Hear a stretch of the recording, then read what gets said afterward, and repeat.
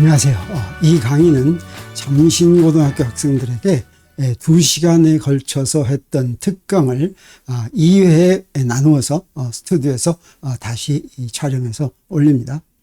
내용은 방사선에 대한 것입니다. 오늘은 그 방사선 첫 번째 시간으로 방사선을 어떻게 해서 방사선을 알게 됐는지까지, 그리고 자연 방사선이라고 알려진 알파선, 베타선, 감마선에 대한 설명, 이렇게 두 부분으로 나누어서 강의를 하기로 하겠습니다. 방사선이라고 하는 용어는 넓은 의미와 좁은 의미 두 가지로 이용이 됩니다. 넓은 의미로 이용이 되는 건 이렇습니다. 공간이나 물질 매질을 가로질러서 무엇인가 에너지를 가지고 이동하는 모든 종류의 입자 또는 파동을 부르는 이름입니다. 그래서 무엇이든지 그런 거 우리가 흔히 생각할 수 있는 빛도 방사선에 들어갑니다. 그리고 적외선, 알파선 여러 가지가 이런 방사선이 있죠. 그런데 좁은 의미로는 어떤 것이냐면 방사능 동위원소의 불안정한 원자핵에서 저절로 방출되는 입자 또는 파동으로 자연 방사선이라고 하는 것을 간단히 방사선이라고 하기도 합니다. 그래서 우리 먼저 방사능 동위원소가 무엇인지 이제 알아야지 되겠습니다. 조금 이따 설명하기로 하고, 그리고 여기에 입자 파동 이렇게 한 거, 공간이나 매질이 있는 곳을 아무튼 지나가는 에너지를 지니고 이동하는 것인데, 그걸 입자 또는 파동을 부르는 이름이라고 이렇게 한 이유를 얘기하겠습니다. 왜 그러냐면 우리 여러 번 잘 아는 것처럼 미세계에서는 입자와 파동이라는 말이 나오는데, 이것을 사실은 미세계에서는 미세계 대상이 이 입자와 파동으로 구분되지가 않습니다. 그게 우리가 잘 아는 입자 파동 이중성이라고 하는 것이죠. 그래서 우리 거시 세계에서는 모든 것이 입자 아니면 파동입니다. 입자는 돌멩이 같은 것으로 입자를 정의한다고 하면 움직이면 질량이 같이 움직이는 게 입자입니다. 파동이라고 하는 것은 매질의 진동이 전달되는 현상이죠. 그런데 질량은 지금 매질에 있습니다. 그런데 그 매질이 떠는 모습만 전달되기 때문에 파동은 이동한다라고 하면 질량은 이동하지 않습니다. 입자는 질량이 이동하는 것이고 파동은 질량은 이동하지 않는 것이니까 두 개가 같은 것이 될 수가 없죠. 그런데 미세계에서는 우리가 지금 방사선이라고 부르는 것이든지 이런 것들은 다 미세계에 속한 것인데, 이건 입자의 성질도 가지고 있고 파동의 성질도 가지고 있습니다. 그래서 거시세계에서는 무엇이든지 입자 또는 파동이라고 말하는데, 미세계는 사실은 그게 구분이 안 됩니다. 그래서 여기서 입자 파동 이렇게 썼지만, 그런데 미세계에 있는 건 사실은 관찰하면 입자로 관찰이 되는가 또는 파동으로 관찰이 됩니다. 그래서 그 말은 무슨 얘기냐면, 우리 미세계 눈으로 바로 볼 수 있는 게 아니죠. 돌멩이는 딱 보면 이건 입자구나. 그리고 물결파가 이렇게 쓰면 이거 딱 보면 이건 파동이구나 아는데, 이 미세계에 있는 건 눈에 보이는 것 같지만 보고서는 모릅니다. 그래서 그놈이 가지고 있는 성질을 가지고 파악을 하는데, 입자만 가지고 있는 성질, 파동만 가지고 있는 성질이 있는데 이 두 가지를 다 보인다고 하는 것이죠. 그래서 똑같은 것을 어떻게 부르냐면 무슨 선이라고 부르기도 하고 무슨 입자라고 부르기도 하는데, 이건 다 똑같은 것입니다. 똑같은 것인데, 그래서 이거는 만약에 파동이라고 생각하면 선이라고 부르고 입자라고 생각하면 무슨 입자 이렇게 부릅니다. 예를 들어서 이런 게 있습니다. 알파선이 그러죠. 알파선. 이 알파선이라고 하면 지금 이게 파동이라고 생각하고 부르는 이름입니다. 알파 입자 이렇게도 합니다. 이건 입자라고 생각하고 부르는 이름인데 두 개는 같은 것이에요. 그래서 입자라고 생각하더라도 알파선 이렇게 불러도 상관없습니다. 파동이라고 생각하더라도 알파 입자 이렇게 불러도 상관이 없어요. 두 개를 미세하게 부를 때는 혼용해서 어떤 것을 부르든 상관이 없다. 자, 이걸 이제 먼저 분명하게 하고 그 다음으로 넘어가기로 하겠습니다. 그러면 이런 방사선은 이제 좁은 의미의 방사선은 방사능 동위원소에서 나오는데, 이 방사능 동위원소가 무엇인지 우리 보기로 하겠습니다. 방사능은 방사능 동위원소에서 나오는데, 방사능 동위원소의 원자핵에서 나옵니다. 그래서 이 원자핵을 이제 기술하는 것 좀 더 자세하게 살펴보기로 하겠습니다. 우리 원자가 있고 원자핵이 있죠. 원자 속에 원자핵이 들어있습니다. 그래서 여기에 이렇게 원자가 있다고 하면 원자의 가장 바깥 부분에 있는 것이 이게 이제 전자입니다. 그리고 그 가운데 부분에 있는 것이 이게 원자핵이죠. 이 그림에서는 원자핵이 상당히 크게 그렸지만 이건 사실은 이제 제대로 그 비율대로 그린 게 못 됩니다. 이 원자의 크기의 10만 분의 1 정도가 원자핵입니다. 그래서 이렇게 그려놨다고 하면 원자핵은 보이지가 않아요. 원자가 그래서 축구장만 하다라고 한다면 거기에 모래알 만한 게 원자핵입니다. 그리고 그 원자핵 속에는 또 무엇이 들어있죠? 무엇이 들어있습니까? 양성자하고 중성자가 들어있죠. 이게 원자핵에는 딱 양성자와 중성자 두 가지만 들어있습니다. 이 두 가지 종류의 입자만 들어있어서 이것들, 이 양성자와 중성자를 합해서 뭐라고 부르냐면 원자핵에 들어있는 입자다. 그래서 핵자라고 부릅니다. 그리고 양성자와 중성자는 거의 쌍둥이처럼 거의 똑같은 이제 입자인데 질량도 아주 비슷합니다. 다른 건 뭐가 있냐면 양성자는 전하를 띠고 있고 중성자는 전하를 띠고 있지 않다라고 하는 것만 다르죠. 이렇게 원자와 원자핵이 있을 때 이런 것의 종류는 이제 어떻게 나누어 부르냐면 이 원자가 있으면 원자는 그냥 보면 여러 가지 종류의 원자가 있는데 그 원자의 종류로 나눈 게 아니죠. 그 종류를 나누는 명칭을 뭐라고 부르냐면 원소라고 합니다. 그리고 영어로는 엘리먼트 이렇게 부르죠. 그래서 이 원소는 우리가 주기율표가 원자의 종류를 쭉 나열한 것인데 이걸 원자의 주기율표 그러지 않고 원소의 주기율표 이렇게 이야기합니다. 원자의 종류를 나누는 이름인데 이 원자의 종류는 사실은 무엇으로 구분됩니까? 서로 다른 원자를 이름을 여러 가지로 붙이죠. 수소, 헬륨, 리튬, 산소, 탄소 이렇게 이름을 붙이는데 이건 사실은 무엇으로 구분이 되냐면 원자 번호로 구분이 됩니다. 원자 번호가 1이면 수소고 2면 헬륨이고 3이면 리튬이고 뭐 이런 식으로 나가는 거죠. 원자 번호만으로 하는데 이 원자 번호는 중성 원자에 들어있는 전자들의 수하고 같습니다. 이걸 원자 번호라고 하는데 그 안에 있는 원자 핵도 이렇게 구분할 수가 있습니다. 원자 핵은 종류를 구분해서 부르는 이름이 아니죠. 근데 마치 원자의 종류를 구분해서 부르는 힘이 원소듯이 원자 핵의 종류를 구분하는 이름을 뭐라고 부르냐면 핵종이다 이렇게 부릅니다. 뉴클라이드다 이렇게 부르죠. 이 원자 핵의 종류는 어떠냐? 원자의 경우에는 원자 번호만으로 이제 구분된다 그랬죠. 그래서 원자 번호가 다르면 다른 성질을 갖는 원자가 됩니다. 그건 왜 그러냐면 원자 핵이 원자의 성질을 결정하지 않고 원자의 성질은 전자들이 결정하기 때문입니다. 근데 원자 핵의 종류는 그 안에 들어있는 거에 의해서 결정이 되겠죠. 그래서 원자 핵의 종류는 무엇으로 구분이 되냐면 원자 안에 들어있는 양성자의 수와 중성자의 수로 구분이 됩니다. 근데 중성 원자의 경우에는 전자의 수와 양성 원자 핵 속에 들어있는 양성자 수가 같죠. 그래서 사실은 원자 번호는 원자 핵의 양성자 수다 이렇게 얘기해도 좋습니다. 그리고 거기에 이제 중성자가 있는데 이 중성자 수와 양성자 수 두 개를 합해서 뭐라고 부르냐면 질량수 이렇게 부릅니다. 핵자 수라고도 부르지만 질량수 이렇게 부르는 게 더 이제 널리 쓰이는 겁니다. 왜 그러냐면 원자의 질량은 바로 이 원자 핵의 질량에 의해서 결정이 되는데 원자 핵의 질량은 대부분 양성자와 중성자를 합한 숫자에 비례합니다.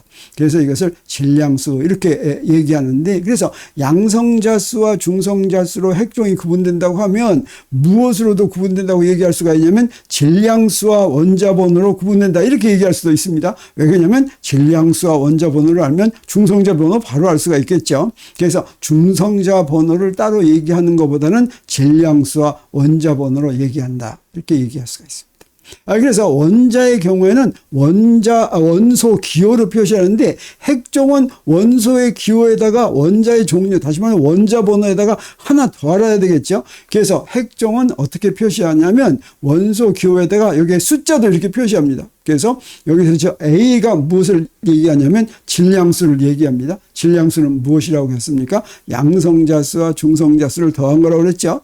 그리고 여기에 원자 번호가 있습니다. 이 원자 번호를 Z로 표시하는데 이건 그러니까 무엇입니까? 양성자수하고 같은 것이죠. 그리고 여기다 원소 기호를 이렇게 딱 씁니다. 근데 원소 기호는 원자가 무엇인지 구분해 줄 수 있으니까 원소 기호를 알면 바로 뭘 알 수 있습니까? 원자 번호 바로 알 수 있는 거죠. 그래서 원자 번호와 원소 기호는 사실은 정보를 이중으로 하는 것이니까 요거 쓸 때는 대부분 원자 번호는 요 안 씁니다. 그래서 여기에 왼쪽에 위첨자로 질량수를 쓰고 원소 기호를 쓰면 핵종을 표시한 것이다. 이렇게 얘기할 수가 있습니다. 그리고 그런 핵종들 중에서 이제 특별히 이제 종류들 어떤 종류냐면 아이소톱 이렇게 나누는 게 있습니다. 이 아이소토프는 뭐냐면 원자 번호는 같은데 중성자 수가 다른 또는 질량수가 다른 그런 것을 아이소톱이라고 하고 이거를 번역하면 동위원소 이렇게 됩니다. 근데 우리 핵종은 어떻다고 했어요? 핵종을 이제 기술하는 나누는 숫자로는 질량수도 있고 원자 번호도 있고 이제 중성자 번호도 있다고 그랬죠. 그래서 원자만 얘기할 때는 동위원소 그러면 끝나는데 동위원소는 똑같은 원소인데 질량수가 그 중성자수가 다를 수가 있죠. 그래서 질량이 다른 똑같은 원자의 성질을 갖는 것이지만 질량수가 다른 걸 동위원소라고 하는데 핵종만 보면은 어떻게도 가를 수가 있냐면 아이소토프에 아이소톤이라고 얘기하는 것도 있습니다. 여기서 아이소토프는 양성자수가 아이소가 같다는 뜻이에요. 그래서 양성자수가 같다 이런 뜻이 되겠습니다. 그럼 이건 어떻게 하면 되겠어요? 중성자수가 같은 놈이죠. 그래서 중성자 번호는 같지만 원자 번호가 다른 핵종을 아이소톤 이렇게 얘기합니다. 그리고 질량수도 핵종에서는 중요하다고 그랬죠. 그래서 질량수는 같은 거, 양성자수와 중성자수가 변하더라도 질량수는 같게 하는 거, 이걸 아이소바다 이렇게 이야기합니다.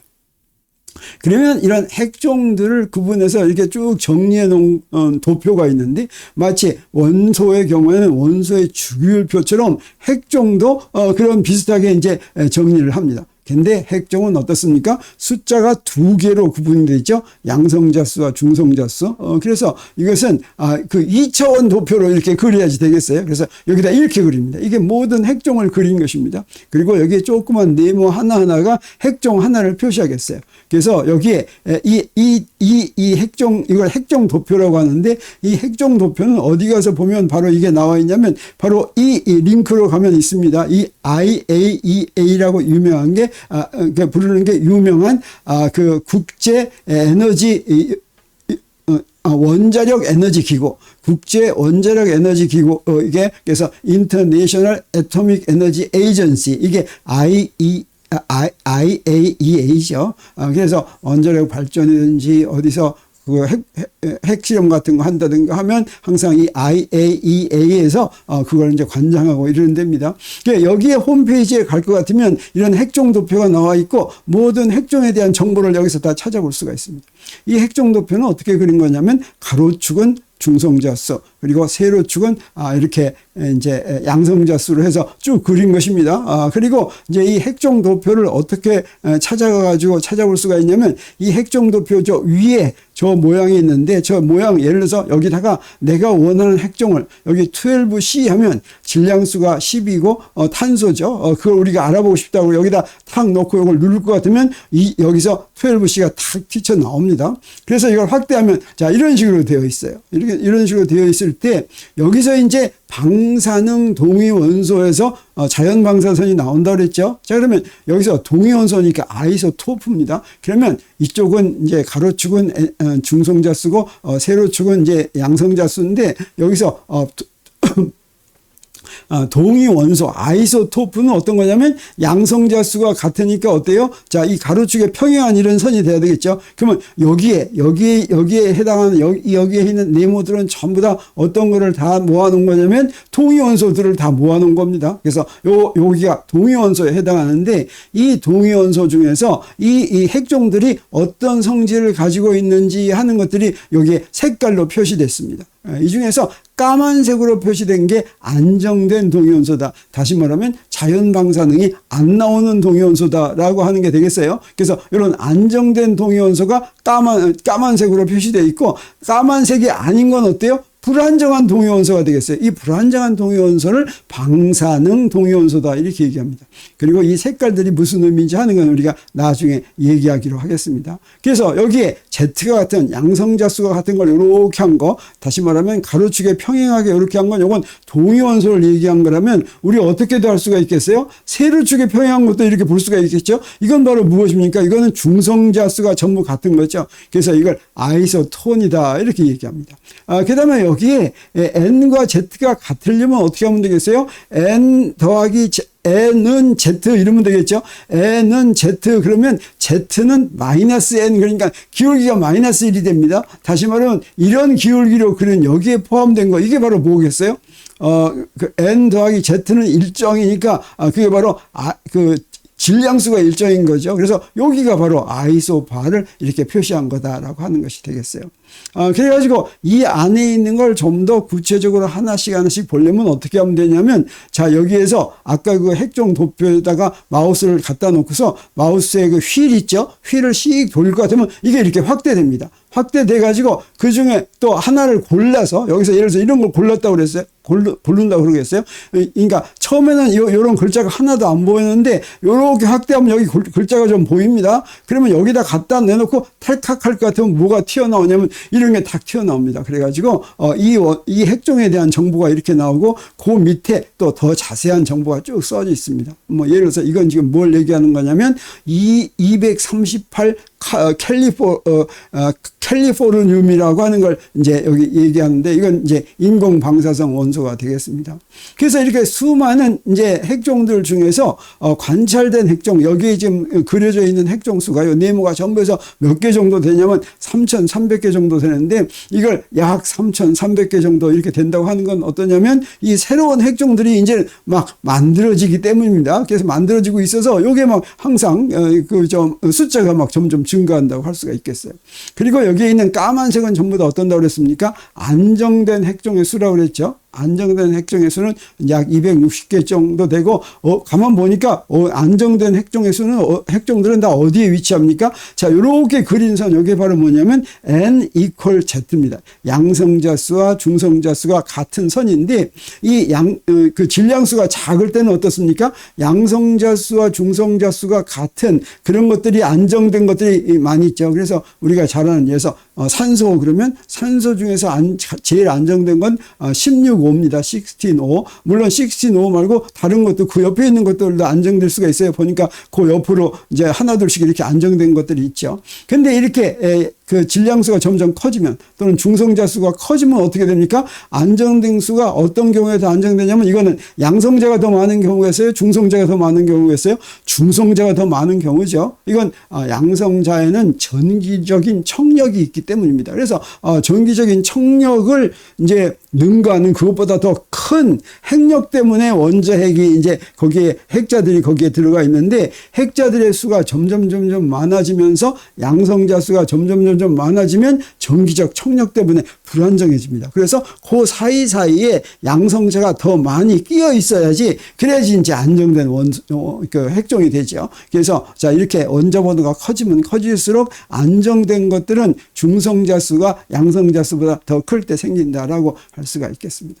그리고 나머지는 불안정한 것들인데 지금 여기 이 까만색이 아닌 다른 색들은 거의 다 인공적으로 만든 것입니다. 근데 인공적으로 만들기 전부터 이미 이런 불안정한 방사능 동위원소들이 있었습니다. 그게 몇 개쯤 되냐면 한 50개쯤 되는 거예요. 이것들 때문에 방사선이 발견이 됐습니다.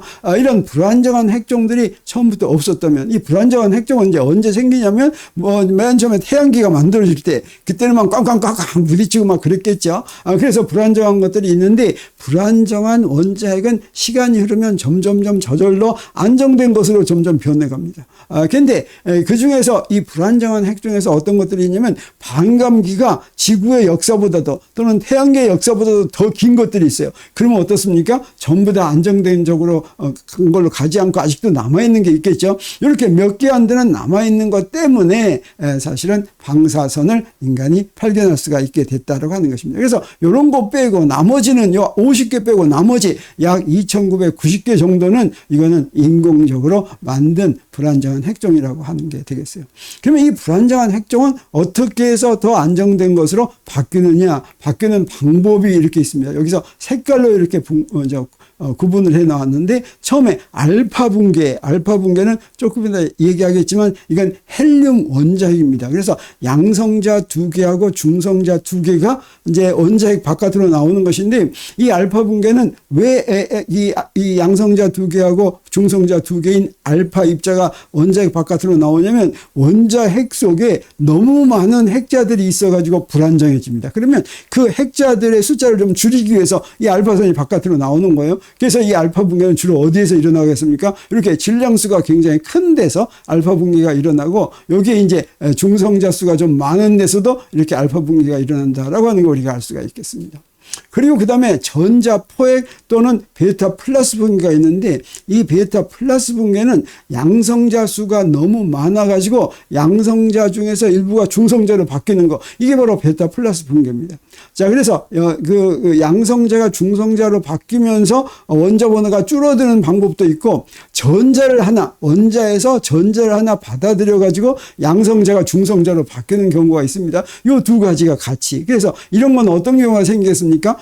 중성 안정된 원소보다 그 양성자 수가 너무 많으면 이런 일이 벌어지겠죠. 그래서 이제 안정된 핵으로 바뀌려고 합니다. 그래서 여기 까만 선 있는 거, 이게 이제 안정된 핵종인데, 그거보다 이거보다 양성자 수가 더 많은 게 저 위쪽입니다. 그래서 요 위쪽은 어때요? 거의 다 전자 포획과 베타 플러스 붕괴라는 걸 거쳐서 이게 불안정한 핵종이 되는 걸 하는 걸 알 수 있습니다. 근데 베타 마이너스 붕괴도 있습니다. 베타 마이너스 붕괴는 중성자가 전자로 바뀌면서, 전자하고 양성자로 바뀌면서 전자가 튀어나오는 게 베타 마이너스 붕괴인데, 이건 중성자가 너무 많을 때, 그래서 여기에 이 안정된 핵종의 아래쪽은 어떻습니까? 중성자가 더 많은 것들이죠. 이 중성자가 더 많은 것들은 베타 마이너스 붕괴를 한다는 거 우리가 알 수가 있겠습니다. 그리고 자연 방사능에서는 잘 나오지 않는 것이지만 양성자 붕괴도 있습니다. 양성자가 아주 많아가지고 양성자가 저절로 나오는 거예요. 그래서 이 양성자가 아주 많은 데는 어디냐면 저기 주황색이 있는 거 보이는 거죠. 요 끝에 그냥 양성자가 정말 너무 많은 거, 이 끝에서 이 양성자 붕괴를 하는 거 알 수 있고, 또 중성자 붕괴는 중성자가 또 너무 많아서 저 밑에 중성자가 너무 많은 거 있죠. 또 여기도 어떻습니까? 여기 중성자가 너무 많아서 중성자가 저절로 튀어나오는 경우도 있겠습니다. 그리고 아까 얘기했지만 큰 원소의 경우에는 이 전자들이 원자핵에 굉장히 가까이 있습니다. 그러면 전자를 포획해가지고 전자가 원자핵 속으로 들어가면 저 원자핵에서 전자는 있을 수가 없으니까 전자하고 양성자하고 합해서 중성자가 됩니다. 그래가지고 원자 번호를 하나 아래로 내려가게 하는 그런 역할을 하는데, 이건 이쪽에 있는 요거와 비슷한 건데, 이렇게 좀 큰 데서 그 원자 번호가 큰 쪽에서 이런 전자 포획이 주로 일어난다고 하는 게 되겠습니다. 그리고 마지막으로 자발적인 핵분열이 있습니다. 여기 원자핵이 너무 크면 두 개로 쪼개지는 겁니다. 여기서 자발적 핵분열이라고 한 것은 원래는 우리가 핵분열하면 원자폭탄 같은 거 만들든가 원자력 발전할 때 쓰는 거죠. 이 원자력 발전이나 원자폭탄을 할 때는 이 자발적 핵분열을 이용하지 않고 중성자를 하나 집어넣을 것 같으면 원자핵이 둘로 쫙 쪼개지는 성질을 갖고 있는 게 있어요. 그러니까 저절로 일어나지 않죠. 근데 원자핵이 너무 큰 불안정한 원자핵에서는 그런 중성자를 받아들이지 않더라도 저절로 두 개 쪼개지는 그런 자발적 핵분열을 하는데, 그건 아주 큰 그런 핵종에서 일어난다고 할 수가 있겠습니다. 자, 이런 성질을 갖는 핵종들로 이루어진 원소의 주기율표를 보고서 원소의 주기율표에서 원소들의 성질을 좀 볼 것 같으면, 원소의 주기율표는 이렇게 생겼는데, 여기서 이 두 줄은 여기에 이렇게 끼어 있는 거죠. 그래서 이 성질, 원자의 성질이 비슷한 것끼리 여기에 이렇게 끼워 맞추는 게 됩니다. 그랬을 때 원소의 주기율표를 볼 것 같으면, 여기서 이제 우라늄이 있는데, 이 우라늄이 바로 무엇에 속하냐면, 인공적으로 원소를 만들지 않았을 때 가장 큰 자연의 저절로 존재하는 원자 번호가 가장 큰 원소입니다. 그래서 이 우라늄의 원자 번호가 92죠. 그러니까 옛날에 이제 원소들을 발견하기 시작하고 원소 주기율표를 찾아내고 했는데 그 우라늄보다 92보다 원자 번호가 더 큰 건 좀처럼 발견이 안 돼서 이게 왜 원자 번호가 이 92가 최대일까 이런 걸 의문시할 때가 있었습니다. 그리고 그럴 때는 이제 이 원자 번호가 하나 더 큰 거 원자 번호 93짜리를 만들어내는 게 굉장히 큰 일이었죠. 그런데 이건 불안정한 이제 핵종이 되겠습니다. 원소가 되겠습니다. 안정된 원소 중에서 원자 번호가 제일 큰 거는 바로 납이 되겠어요. 그래서 그거보다 더 큰 것들은 그러니까 원자 번호가 납보다 더 크면 납은 82죠. 그래서 원자 번호가 83에서부터 92까지는 전부 어떠냐? 이건 불안정한 핵종이다라고 얘기할 수가 있겠습니다. 그리고 이제 인위적으로 이제 원소를 만들었습니다. 그래서 여기서 인위적으로 핵종을 만들었는데 이때 인위적으로 핵종을 만든 것 중에서 원자 번호가 제일 큰 거 지금 현재까지 그건 바로 뭐냐면 오가네손이라고 하는 것입니다. 원자 번호가 118번. 이제 이거보다 더 큰 건 아직 만들어내지 못하고 있습니다. 근데 또 재밌는 게 뭐가 있냐면 어떻습니까? 여기서 보니까 불안정한 원소들은 여기 납보다 더 큰 거만 쭉 있죠. 그런데 그렇지 않고 안정된 원소들이 있는 그런 원소들 가운데서 불안정한 게 있는 게 있습니다. 요 두 개, 요건 좀 재미있습니다. 요거 뭐냐면 양쪽에는 안정된 거 있는데 자기만 불안정하죠. 요 두 개는 옛날부터 요거 좀 이상하구나 하는 걸 알고 있었습니다. 요 두 개는 어떤 거냐면 아까 어땠어요? 불안정한 이런 방사능 동위원소는 쭉 동위원소들이 쭉 있는데 그 중에서 안정된 동위원소 까만색이 몇 개 있었고 그 좌우가 불안정한 이제 동위원소 그래서 방사능 동위원소였죠. 요 두 개는 뭐냐? 까만색이 없는 겁니다. 그래서 여기 핵종도표가 이렇게 있다면 자 여기를 볼 것 같으면 어떻습니까? 요거 이제 잘 안 보이니까 확대할 것 같으면 이런 식으로 되어 있습니다. 그러니까 여기서는 어떠냐? 요거에 해당하는 건데 요 놈은 어때요? 여기는 까만색이 하나도 없죠. 이렇게 까만색이 하나도 없고 전부 다 방사능 동위원소로만 되어 있는데 그거의 원자 그런 놈이 딱 두 가지가 있습니다. 그래서 첫 번째가 뭐냐면 원자 번호 43짜리고 TC 원소 기호가 TC인데 이건 바로 테크네치움이라고 부르는 것인데 테크네치움은 어디서부터 왔냐면 테크네토스라는 이제 그리스 말로부터 왔는데 이건 인공적이다라는 뜻이 되겠어요. 저절로 존재하지 않는 것에다가 이런 이름을 이제 안정된 것이 없는 것에다가 이런 이름을 붙여줬다라고 할 수가 있겠습니다. 그리고 이런 게 하나 더 있습니다. 원자 번호 43짜리하고 또 하나 어떤 거냐면 요 밑에 이렇게 보면 하나 또 하나 있어요. 여기서 여기 있죠. 여기 이렇게 있는데 이건 원자 번호가 61짜리입니다. 이 원자 번호 61짜리는 원소기호가 PM인데 이건 뭘 딴 거냐면 프로메티움이라는 걸 딴 건데 이 프로메티움은 그리스 신화에 나오는 신의 이름이에요. 그래서 인간에게 불을 전해준 그리스 신 이름을 따서 프로메티움이라고 이렇게 한 것입니다. 자, 이렇게 해서 우리가 핵종들에 대해서 돌아봤는데 이제 이런 핵종들에서부터 방사능 동위원소에서부터 방사선이 나오게 되는데 이 방사선이라고 하는 걸 어떻게 알게 됐을까 하는 얘기를 이제 조금 하기로 하겠습니다. 이 방사선은 사실은 어떻게 해서 발견이 됐냐면 렌트겐이 X선을 발견해 가지고 또 발견하게 됐습니다. 이 렌트겐이 X선 발견하고 나서 굉장히 유명해졌습니다. 그러고 나서 여러분 잘 아는 것처럼 노벨상도 받고, 세상 사람들이 전부 칭찬하고 그랬죠. 근데 이걸 듣고서 가장 불편한 사람이 있었는데 프랑스 사람이었어요. 베크렐이었어요. 그래서 자기도 렌트겐처럼 그런 이상한 빛을 찾으려고 노력하다가 우연히 발견하게 됐는데 원래 찾으려는 목표 때문에 발견한 게 아니라 정말 우연히 발견하게 됐습니다. 렌트겐이 X선을 발견한 것도 사실은 우연하게 발견됐는데 베크렐도 그러다가 우연히 이렇게 발견하게 됐습니다. 그리고 자연 방사선은 방사능 동위원소에서 저절로 나오는 것이고 그때 알파선, 베타선, 감마선 이렇게 세 개의 종류로 이제 구성되어 있다라고 하는 걸 이제 베크렐이 알아냈는데 렌트겐이 처음에 알아냈을 때 X선도 그게 뭔지 몰라서 X선이라는 이름 붙였었죠. 그다음에 그 베크렐도 이제 뭔가 이상한 게 있는데 그게 뭔지 모르고 성질은 다른 세 가지가 있으니까 거기다가 알파선, 베타선, 감마선 이렇게 이제 이름을 붙였습니다. 그리고 나서 나중에 알고 보니까 알파선은 아까도 얘기했지만 헬륨 원자핵이라고 하는 걸 알았습니다.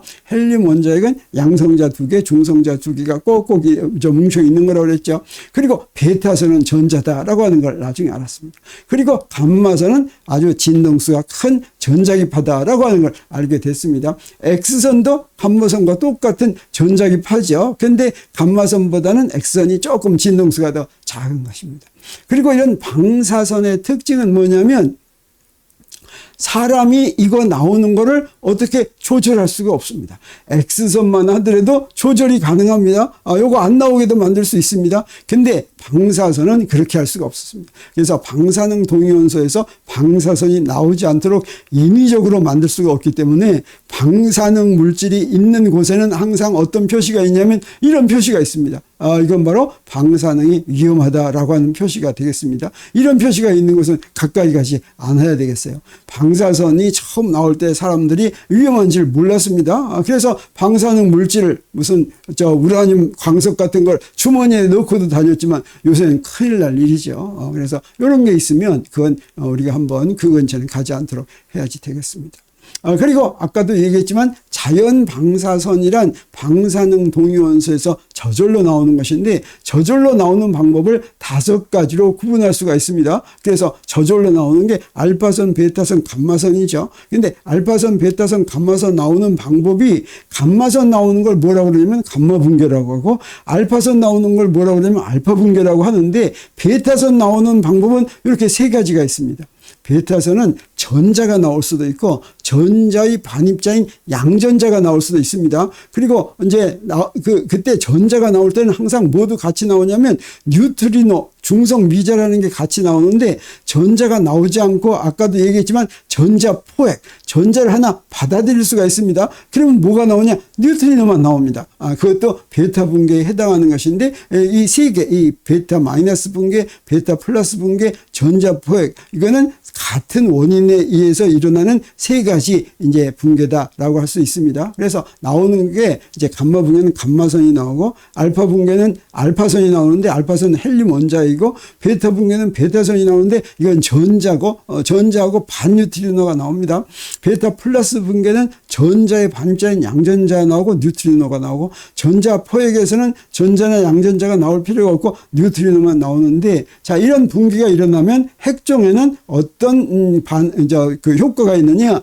감마 붕괴가 나오면 감마 붕괴는 감마선인데 전자기파는 에너지만 나오는 것입니다. 그래서 원자핵이 높은 에너지 상태에서 낮은 에너지 상태로 가는 것이고 그 다음에 알파 붕괴를 한다면 어떻게 한다고 그랬어요? 양성자 2개, 중성자 2개 나오니까 질량수가 4개가 감소하겠죠. 그리고 양성자도 2개 나오니까 원자 번호가 2개가 감소합니다. 그리고 이제 베타 마이너스 붕괴에서는 전자가 나오는데 전자는 중성자가 양성자와 전자로 바뀐 다음에 전자가 나오기 때문에 중성자가 양성자로 바뀌는 게 됩니다. 그래서 원자 번호가 1이 증가합니다. 그리고 베타 플러스 붕괴는 반대로 양성자가 중성자와 양전자로 바뀌어서 양전자가 나오는 거기 때문에 이 양성자가 중성자로 바뀌어서 원자 번호가 1이 감소합니다. 그리고 전자를 포획하면 전자가 양성자하고 합해져서 중성자가 돼서 양성자가 하나 없어집니다. 그래서 역시 원자 번호가 1이 감소한다라고 하는 것이죠. 그래서 핵종 도표로부터 이런 방사성 붕괴가 어떤 방향으로 일어나는지를 한번 볼 것 같으면 아주 재밌습니다. 핵종 도표는 이렇게 네모드를 쭉 연결한다고 그랬죠. 자, 여기서부터 시작한다고 그랬어요. 하겠어요. 여기서부터 베타 마이너스 붕괴를 하게 되면 어떻게 되냐? 베타 마이너스 붕괴를 하면 어떻습니까? 그 중성자가 양성자가 되는 거죠. 그래서 원자 번호가 하나 증가합니다. 대신에 중성자 번호는 하나 감소하죠. 그래서 저쪽으로 가는 게 되겠어요. 그리고 이제 중성자 붕괴, 중성자를 내보내는 게 있는데 그때는 양성자는 그대로 있으면서 중성자 번호가 하나 감소하겠죠. 그리고 알파 붕괴 할 때는 어떻게 합니까? 중성자 번호하고 양성자 번호가 전부 2씩 감소하죠. 그래서 저기로 가겠습니다. 그리고 이제 뭐가 있냐면 양성자 붕괴가 있습니다. 양성자 붕괴는 양성자 수가 하나 줄어들고 중성자 수는 그대로 있죠. 그리고 베타 플러스 붕괴는 어떻게 하냐? 베타 플러스 붕괴는 이제 양성자 수는 줄어들고 중성자 수는 하나 늘어나겠죠. 자, 이런 식으로 하니까 이때 우리 뭘 알 수가 있냐면 알파 붕괴에서만 질량수가 넷 감소하고 그다음에 베타 붕괴하고 베타 마이너스 붕괴하고 베타 플러스는 어떻습니까? 질량수 변화가 없겠죠. 그리고 뉴트론 붕괴하고 프로톤 붕괴는 질량수가 일씩 감소하는 거다. 이렇게 얘기할 수가 있겠습니다. 자, 그러면 이렇게 대강 핵종들에 관한 이야기, 그 다음에 여러 가지 붕괴 모드에 관한 이야기는 이걸로 마치고 이제 역사 이야기를 좀 해보기로 하겠습니다. 그래서 방사선이 어떻게 발견됐는지 하는 이야기를 보겠습니다. 방사선이 발견되는 데는 X선이 발견되는 데 중요한 역할을 했다고 그랬죠. 이 X선 발견되는 데는 크룩스관이 중요한 역할을 했습니다. 그래서 우리 크룩스관에 대해서 좀 알아보겠습니다. 그 다음에 여기로부터 렌트겐이 X선을 발견했습니다. 그래서 렌트겐이 X선 발견한 과정을 좀 보겠습니다. 그리고 이 X선 발견한 거로부터 베크렐이 나도 이런 거 좀 해보겠다고 해서 베크렐이 방사선을 발견을 하게 됐습니다. 이 스토리를 한번 보겠습니다. 물리학의 발전에서 이 스토리만큼 재미있는 부분도 없습니다. 자, 크룩스관은 여러분 본 적 있는지 모르겠어요. 바로 이 유리관으로 된 게 이게 크룩스관입니다. 음극선관이라고도 부르는 것이고 이건 19세기 후반에 이 초기 전기 방전 실험에 이용된 진공관입니다. 이 안에 있는 공기를 전부 다 뺐습니다. 공기를 빼고 이 안에다가 불활성 기체, 네온이라든가 아르곤이라든가 뭐 이런 것들을 채웠습니다. 그리고 나서 저 양쪽 여기하고 여기에 여기는 플러스극, 여기는 마이너스극 이렇게 가지고 높은 전위차를 이제 걸어줍니다. 그러면 어떻게 되느냐? 그럼 여기에 푸르스름한 그런 선이 여기서 보였어요. 그걸 우리가 음극선이라고 하는데 바로 이런 이게 크룩스가 만들어서 크룩스관이라고 하는데 이 크룩스관이 19세기 말 유럽의 대학에서는 이 크룩스관 실험이 이거 최첨단 실험이었어요. 자, 이거 가지고 굉장히 많은 실험들을 했습니다. 그러면 왜 이걸 크룩스관이라고 불렀냐면 크룩스는 사람 이름이에요. 그래서 크룩스는 윌리엄 크룩스라고 하는 서 윌리엄 크룩스. 그래서 미국에서 이제 자기를 받아가지고 서 윌리엄 크룩스 이렇게 얘기하는 사람입니다. 이 크룩스관을 발견하고 복사에너지 측정 장치인 복사기를 발명한 그런 물리학자, 화학자 이런 사람이고 진공관 연구의 선구자로 분광학을 연구했습니다. 분광학이라고 하는 건 빛을 프리즘에 통과시켜 가지고 그 안에 들어있는 빛의 진동수나 파장으로 분류하는 그런 게 분광학이라는 것입니다. 그리고 불꽃을 분광학으로 분석하는 과정에서 이제 탈륨 원소를 발견했습니다. 여러분 이제 그 선스펙트럼을 배웠으면 그 기체마다 뜨거운 기체면 그 기체에서 선스펙트럼이 나오는데 기체에서 나오는 선스펙트럼은 원소마다 달라서 마치 원소의 지문처럼 행동한다 그랬죠. 바로 그런 것을 이제 한 사람이라고 할 수가 있습니다.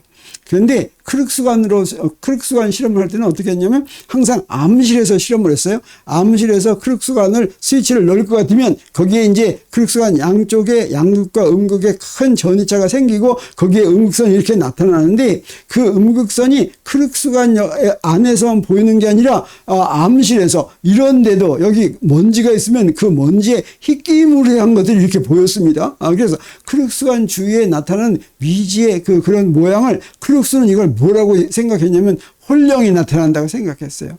그래서 심령술에 심취했습니다. 심령술이라고 하는 건 이제 죽은 사람의 홀령이 오는 거예요. 그래서 크룩스관을 다 켜놓고 사람들하고 모여가지고 손잡고 이제 기도하고 혼하고 막 얘기하고 이런 데 심취했던 사람이 크룩스입니다. 아무튼지. 그랬는데 이 크룩스관을 이용해서 유명한 두 가지 발명이 이루어졌습니다. 첫 번째가 아까도 얘기한 이제 X선 발견이 바로 이 크룩스관으로 발명한 거죠. 또 하나는 유명한 전자의 발견입니다. 그래서 1895년에 X선을 발견했고 그다음에 이 똑같은 크룩스관을 이용해서 여기 이게 음극선인데 이 음극선의 정체가 무엇인지를 이제 톰슨이 이제 알아봤습니다. 그거 알아보기 위해서 여기에 자석도 갖다 대고 전기장도 갖다 대고 했더니 여기 막 이렇게 움직이는 거로부터 여기에 이제 전하가 얼마인지 요놈의 질량은 얼마인지 이런 거 해가지고 여기 요걸 나누는 놈의 질량이 당시로는 가장 작은 원소라고 생각한 수소 원자의 질량이 2000분의 1밖에 안 됐어요. 그러면 여러분들이 분명히 원자 속에 들어있을 것이다 라고 이제 생각한 사람이 바로 영국의 톰슨이고, 이 실험으로부터 전자를 발견했죠. 그러면 엑선을 발견한 사람은 이 누굽니까? 이게 빌헬름 렌트겐이라고 하는 사람이죠. 이 사람은 이제 독일 사람인데 1869년에 스위스 추리 대학에서 물리학 박사 학위를 받았습니다. 여기가 바로 아인슈타인이 다니는 학교입니다. 그리고 1876년 독일의 스트라스부르 대학의 물리학과 교수로 부임했는데, 이건 이제 독일 변방의 이제 조그만 대학이었어요. 그리고 이제 조금 더 큰 비르츠부르크 대학의 물리학 연구소장으로 부임했습니다. 여기까지만 하더라도 렌트겐은 이제 독일 물리학계에서 그렇게 많이 알려진 그런 학자는 아니었습니다. 그런데 1895년 11월 8일에 X선을 발견을 했어요. 그래가지고 그냥 갑자기 한두 달 사이에 엄청 유명해졌습니다. 그래서 1900년에 독일 미넨대학 물리학과 교수로 부임하게 되었습니다. 그리고 1901년에는 제1회 노벨상을 1901년부터 주기 시작했죠. 제1회 노벨 물리학상을 받게 됐습니다. 그래서 렌트겐이 크룩스관 실험을 한 걸 볼 것 같으면, 자, 이런 실험 장치에서 했는데 19세기 말에 아까도 얘기했지만 유럽의 대학에서는 크룩스관 실험이 아주 유행했다고 했죠. 그리고 암실에서 크룩스관을 켜면 주위에 형광물질을 받은 스크린에 흐린 빛을 이제 관찰하게 되는데, 그래서 아까 그 크룩스가 공기 중에 먼지에서 뭔가 이렇게 있는 걸 홀령이라고 생각했죠. 이걸 좀 더 자세하게 알게 하기 위해서 여기다 스크린 하나 만들었습니다. 근데 스크린에다가 특별히 이제 형광물질을 이렇게 발랐습니다. 크룩스는 이걸 홀령이라고 생각했는데, 이 렌트겐은 그렇게 생각하지 않았어요. 그리고 그 흑기물한 그런 빛이 크룩스관을 끄면 바로 없어지고, 키면 바로 생기고 하니까 이게 홀령이라면 그거 껐다고 갑자기 없어지지 않겠죠. 그러니까 이게 뭔가 크룩스관에서부터 뭐가 나왔구나 이렇게 이제 이제 믿게 됐어요. 그래서 이게 뭔지를 알려면 어떻게 합니까? 이게 나온 게 이제 크룩스관이니까 여기서부터 뭐 실험을 이제 해봐야 되겠죠. 그래서 그걸 알 수 있는 그런 실험을 하기 위해서 여러 가지를 이제 했습니다. 그래서 이제 그 초기 그 엑선 발생 이용한 크룩스관이 이제 이렇게 된 것이었는데, 제일 먼저 뭘 했냐면 이 크룩스관을 검은 종이로 둘러쌌습니다. 그러면 무슨 역할이 있겠습니까? 거기서 나오는 빛은 당시에 알고 있던 빛이라고 한 거, 그건 오늘날 우리가 이제 가시광선이라고 생각하는 건데, 이런 가시광선은 전부 다 통과 안 하겠죠. 그래서 가시광선이 아닌 것만 나오겠습니다. 그리고 나서 어떻게 했냐? 크룩스관과 스크린 사이에 여기 크룩스관이 있고 탁 킨 다음에 여기에 이제 뭐가 생긴다고 그랬죠? 희끼무레한 게 생긴다고 그랬죠? 그 희끼무레하게 생기는데 가운데 뭘 장애물을 갖다 놓으면 거기에 무슨 그 영향이 있어야 되겠죠. 그래서 가운데 여러 가지 뭐 그 옆에 이제 책이 있으니까 책 갖다 놓고, 그 다음에 무슨 뭐 바가지 갖다 놓고, 뭐 여러 가지 갖다 나왔는데 그게 전혀 영향을 안 줬어요. 근데 영향을 주는 경우가 있었습니다. 대부분의 물질의 경우 스크린에 아무런 변화를 만들지 않았는데, 우연하게 옆에서 납조각을 하나 갖고 왔더니 거기에 뭔가 변화가 있었습니다. 그래서 이 납조각을 갖고 나서 변화가 있으니까 이 변화가 무엇인지 보기 위해서 스크린 쪽으로 다가갔어요. 근데 스크린 쪽으로 다가갔더니 무슨 일이 벌어졌느냐? 거기에 손 모양이 보이는데 그냥 손 전체 모양이 보이는 것이 아니라 손의 뼈 모양이 보이더라라고 하는 걸 알게 됐어요. 자, 이런 식으로 됐습니다. 그래서 여기서부터 이거는 뭔가 크룩스관에서 뭐가 나오는데 이 살은 통과하고 뼈는 통과하지 못하는 거다라고 하는 걸 이제 확인하게 된 거죠. 그러면 이걸 기록하기 위해서 눈으로만 보면 안 되겠죠. 그래서 여기다가 이제 뭘 갖다 놨냐면 그 인화물질을 여기다 발랐습니다. 그래서 사진에서 쓰는 인화물질을 갖다 놓고 나서 여기에 이제 사진 건판을 갖다 놓는다고 생각하면 되죠. 사진 건판을 갖다 놓고 실험을 한 다음에 이제 옛날에는 어땠습니까? 그 건판을 현상을 해야 되죠. 현상을 했더니 어떠냐, 이런 뼈 모양이 나왔습니다. 그래서 뭔가 분명히 나왔거나 이 크룩스관에서 이 뼈는 통과시키지 않는 어떤 뭔가가 분명히 지나갔거나 하는 걸 알게 됐죠. 그래서 이걸 뭐라고 부르냐면 뭔지 모르니까 엑선이다 이렇게 부른 거죠. 그리고 나서 렌트겐이 이걸 바로 발표를 했냐고 하면 그렇지 않고 자기가 할 수 있는 실험을 전부 다 했습니다. 완벽하게 한 다음에 이제 논문으로 썼어요. 물론 그거 하는데 그렇게 시간이 오래 걸리지는 않았습니다. 그래서 우리 여기다 날짜까지 표시하는 이유는 뭐냐면 짧은 시간 동안에 엑선 발견하고 나서 엑선의 성질, 엑선이 어떤 그 역할을 하는지 하는 걸 완벽하게 한 다음에 논문으로 썼는데 여기 11월 8일 날 그 납으로 드디어 이걸 발견하고 나서 어떻게 했냐, 한 달쯤 있다가 논문을 쓰기 위해서 어떻게 했냐면 논문에다가 사진도 첨부시켰습니다. 어떤 사진을 첨부했냐면 아내의 손에 이제 결혼 반지를 끼고서 이렇게 사진을 찍었어요. 예, 이게 이제 이거 유명합니다. 여러분들 인터넷에서 이제 렌트겐 찾으면 이게 바로 나옵니다. 이게 바로 렌트겐의 엑선에 관한 논문 첫 번째 편에 이게 나온 거예요. 이건 렌트겐 부인의 손입니다. 이건 결혼 반지예요. 자, 이걸 해가지고 1895년 12월 28일 학회지에 새로운 종류의 빛에 관하여라는 제목의 논문을 제출했습니다. 그리고 바로 이어서 1월 달에 무슨 일이 있었냐면 당시 독일 물리학회 창립 50주년 기념 학술회의가 있었는데 1월 4일이죠. 이때 거기서 엑선에 대해서 강연을 했습니다. 사람들이 와 보고서 야 하고 굉장했죠. 그리고 나서 바로 닷새 뒤에 독일 황제 빌헬름 2세가 엑선 발견을 축하하는 전문을 보내줬다고 하는 거죠. 그래가지고 어떻게 했냐? 요거 이 엑선 발생시키는 거 크룩스관으로 발생시키니까 뭐 그렇게 어렵지도 않겠죠. 그래서 바로 이 엑선 사진이 유행을 하게 됐습니다. 그래서 1895년 12월에 엑선 발표했는데 첫 번째로 유명한 사건이 바로 뭐냐면 1896년 1월에 우리 어떤 아이가 바늘을 손에 찔렸는데 그 바늘이 살 속으로 쏙 들어가 버렸어요. 그러면 이거 수술을 하려도 어디 있는지 알아야 되겠죠. 이걸 갖다가 엑스선으로 찍어가지고 바늘이 어디 있는지를 알아냈습니다. 그래가지고 수술에 성공을 했어요. 굉장히 유명해졌겠죠. 그게 바로 이게 1895년 12월에 엑스선 발견하고 바로 한 달 있다가 이런 일이 있었고 그 다음에 이제 뭐 총을 맞아가지고 부상한 사람도 총알이 어디 있는지 엑스선하고 그래서 의료계에 병원에서 이 엑스선을 바로 활용할 수가 있게 됐습니다. 그뿐 아니라 이 엑스선은 이제 나온 다음에 인화지 대구사 현상하고 이렇게 해서 알아야 되는데 1896년에는 에디슨이 어떤 장치를 했냐면 엑스선을 쪼여주고 그 자리에서 엑스선이 지나가는 모습을 볼 수 있는 이런 장치를 만들었습니다. 이걸 갖다가 플로로스코피라고 하는데 이걸로 볼 것 같으면 엑스선이 지나가는 걸 바로 눈으로 볼 수가 있어요. 그래가지고 이걸 활용을 해가지고 미국이나 유럽에서는 어땠냐면 1940년대에서부터 60년대까지 이거는 이제 그 구두를 만드는 제화점입니다.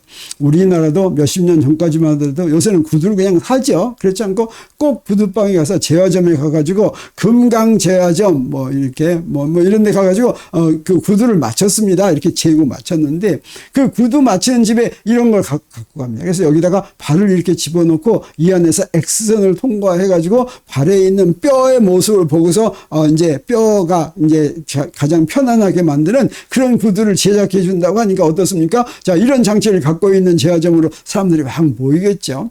근데 이게 얼마나 좀 건강에 나쁘겠습니까? 그래서 1970년대부터는 바로 이런 거 이용하면 안 된다라고 미국에서는 이걸 금지했다라고 하는 거죠.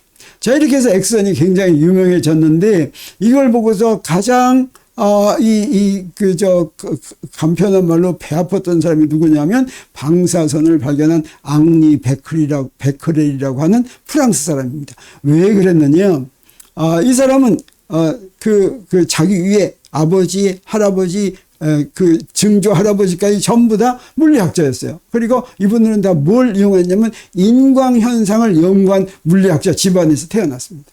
그래서 엑선같이 이상한 빛을 발견한다면 베크렐이 자기가 먼저 발견했어야 되는데 하고서 굉장히 원통하게 생각했습니다. 그리고 렌트겐은 어땠습니까? 형광물질을 바른 스크린에 쪼인 엑선에서 그 빛을 보고서 엑선을 발견했죠. 그래서 인광물질을 가지고 뭔가 엑선과 같은 그런 선을 자기도 발견할지 모른다라고 생각하고 이제 그런 실험을 이제 하기 시작했습니다. 그러다가 우연히 방사선을 발견했습니다. 자, 이게 왜 우연히 방사선을 이거 거의 이렇게 이제 엑스선 발견을 하기 위해서 뭔가 인광물질을 이용을 해서 설계를 했는데 왜 우연히 발견했다고 하는지 그 이유가 또 따로 있습니다. 그런데 이렇게 발견을 해가지고 논문을 썼는데도 사람들로부터 관심을 받지 못했습니다. 그래서 아주 의기소침했어요. 왜 관심 받지 못했냐면 이때 이제 엑선이 나온 다음에 이런 이상한 빛을 찾기 위해서 사람들이 막 여러 사람들이 연구해가지고 여러 종류의 빛을 찾았다고 하는 논문들이 막 쏟아져 나왔어요. 그래서 이제 관심을 받지 못했죠. 근데 이 방사선의 중요성을 누가 이제 처음에 알아챘냐면 퀴리 부부가 퀴리 부인이 알아챘습니다. 그래서 남편과 같이 이 방사선이 어떻게 해서 나오게 됐는지 그 원인 물질을 찾아냈습니다. 그래서 라듐이라든가 폴로늄이라든가 이런 방사선이 나오는 원소를 이제 확인을 한 거죠. 그래서 이 방사선의 중요성이 알려지고 그 다음에 이제 이게 퀴리 부부하고 같이 1903년 3회 노벨 물리학상을 이제 같이 수상하게 됐습니다. 그러면 엑선은 형광물질을 이용했다면 이 베크렐은 인광물질을 이용한다고 그랬죠. 형광물질과 인광물질이 비슷한 거지만 약간 차이가 있습니다. 형광물질은 뭐냐면 이제 빛을 쪼여주면 어떤 물질에다가 빛을 쪼여주면 이 빛에는 가시광선도 들어가고 자외선도 들어가고 엑선도 들어갑니다. 자, 이런 것들을 쪼여주면 바로 이제 빛이 나오는 물질, 이게 바로 형광물질입니다. 이 형광물질은 16세기부터 알려졌고, 그 다음에 이 형광물질은 의학용 측정 등 광범위하게 이용이 됐습니다. 그리고 렌트겐도 바로 이 형광물질을 이제 스크린에다 발랐다는 거죠. 그래서 그 엑선이 거기 통과해가지고 가시광선이 거기서부터 나온 겁니다. 그래서 뭐가 있는지 알게 된 것이죠. 근데 인광물질은 어떤 성질을 갖고 있는 거냐면 형광물질과 똑같이 가시광선이나 자외선을 받으면 빛을 내는데 그 빛을 바로 내지 않고 좀 뜸을 들였다 나중에 내는 겁니다. 그래서 우리가 야광시계 그러면 바로 거기에 인광물질을 바른 겁니다. 그래서 낮에 빛을 받고 밤에 빛을 내는 반딧불이도 인광을 이용한 것이고 야광시계도 인광을 이용한 것이고 또 도료에 페인트 하는 겁니다. 이 황화 아연을 섞어가지고 길에다가 이렇게 그릴 것 같으면 밤에도 그 길에 그 선이 이렇게 보이는 이런 게 인광물질입니다. 그래서 이 인광물질은 빛이 바로 나오는 것도 아니고 한참 있다 나오니까 이런 인광물질을 이용해서 새로운 빛을 찾아낼 수 있지 않을까 이렇게 이제 예상을 했던 거죠. 그래서 베크렐이 어떤 목표를 세웠냐면 렌트겐은 엑선을 쪼인 형광물질 가지고 이상한 빛을 가시광선을 방출해서 이제 엑선을 찾아냈죠. 그래서 베크렐도 가시광선을 쪼인 인광물질을 자 여기는 엑선을 쪼여가지고 가시광선을 찾아냈다면 가시광선을 쪼인 물질을 가지고 뭔가 엑선 같은 게 나오지 않을까, 이상한 빛이 나오지 않을까. 이 이상한 빛이라고 하는 건 뭘 얘기하는 거냐면 사물을 투과하는 빛. 그래서 엑선이 사물을 투과하니까 굉장했던 거죠. 자 그런 빛을 한번 찾아볼까 하고서 실험을 설계했습니다. 그래서 어떤 실험을 설계했냐면 먼저 사진 건판을 두꺼운 종이로 단단히 둘러쌌습니다. 그리고 그러면 사진 건판을 두꺼운 종이로 단단히 둘러쌌으니까 사진 건판은 빛이 들어와야지 감광이 되는데 둘러쌌으니까 빛은 이제 그 감광을 안 하고 거기서 뭔가 사진 건판에 뭐가 생긴다고 하면 빛이 아닌 가시광선이 아닌 다른 게 들어온 거죠. 이제 그걸 찾아내려고 그렇게 한 겁니다. 그리고 나서 인광물질을 올려놨습니다. 근데 인광물질은 그냥 빛을 내지는 않고 햇볕을 쪼여줘야지 내죠. 그래서 햇볕 여러 시간 놓아놓은 다음에 하루가 지난 다음에 이제 검은 종이로 둘러싼 사진 건판을 인화해가지고 이제 뭔가 감광이 됐는지 안 됐는지 확인해 보는데 자기 설계한 대로 진짜 거기에 이런 이제 건판이 이렇게 뭐가 있는데 이 건판은 X선처럼 그렇게 선명하지는 못했지만 이런 걸 얻었어요. 그러니까 기분이 좋겠죠. 그래서 바로 논문을 하나 썼습니다. 이렇게 논문을 써서 발표하고 이게 어떻습니까? 1896년 2월 24일이니까 이 X선 발견한 뒤 바로죠. 그러고 나서 이제 또 실험을 더 계속하려고 했는데 무슨 일이 벌어졌냐. 이거 2월 24일인데 그 다음에 또 실험을 하려고 했더니 26일하고 27일 동안에 여기 파리에 비가 왔어요. 그래서 날씨가 흐려가지고 이 사진 건판을 햇볕에 내놓으려고 그랬는데 내놓지 못하고 서랍에 이렇게 넣어놨습니다. 근데 이틀이나 비가 와서 계속 넣어놓으니까 거기에 이제 인광물질하고 같이 넣어놨겠죠. 이거를 햇볕에 내놓을 틈이 없었어요. 그렇지만 이 3월 2일 날 그래도 이렇게 사진 건판까지 만들었으니까 한번 현상을 해보자 그랬습니다. 그 현상을 했더니 어떠냐. 이거 햇볕에 내놓지 않았는데도 이상한 빛을 발견했습니다. 그러니까 이건 더 자기가 더 한 것이죠. 그래서 사실은 이게 우연히 발견했다고 하는 것은 인광 물질에서 이게 나온 게 아니었어요. 인광 물질이라고 하는 건 햇볕을 쬐어줘야지 나오는 거죠. 근데 햇볕을 쬐어주지도 않았으니까 나온 게 아니니까 사실은 베크렐이 원래 예상했던 인광 물질을 이용을 해서 뭔가 이상한 빛을 찾아낸 건 아닙니다. 근데 우연히 찾아낼 수 있었던 게 바로 뭐냐면 이 인광 물질이 무엇으로 만들어진 인광 물질이었냐면 우라늄이 섞인 물질로 만들어진 인광 물질이었어요. 다시 말하면 거기에 우연히 방사능 물질이 있었던 거죠.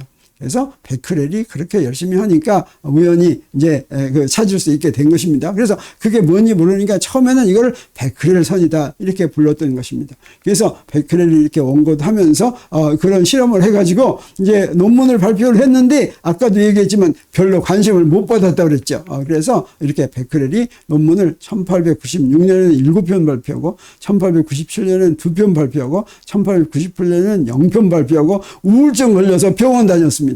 근데 퀴리 부인이 와가지고 베크렐 선에 대해서 연구하기 시작한 뒤에 베크렐 선의 중요성이 인식되기 시작하고 이제 퀴리 부인에 의해서 그 베크렐 선을 방사선이라고 명명하고 이제 그것들이 이제 베크렐도 첨가하면서 그게 알파선, 베타선, 감마선으로 이루어졌다는 것도 알고 하면서 이제 방사선이 점점 유명해지게 된 것입니다. 그래서 방사선을 발견하게 되기까지 이야기 여기서 마치고 이제 잠시 쉬었다가 다음 시간에는 이 방사선은 뭐라고 했습니까? 알파선, 베타선, 감마선, 자연 방사선 이 세 가지가 있다고 그랬죠. 이 세 가지에 대해서 하나씩 좀 더 자세하게 살펴보기로 하겠습니다. 오늘 지금 강의는 여기서 마칩니다.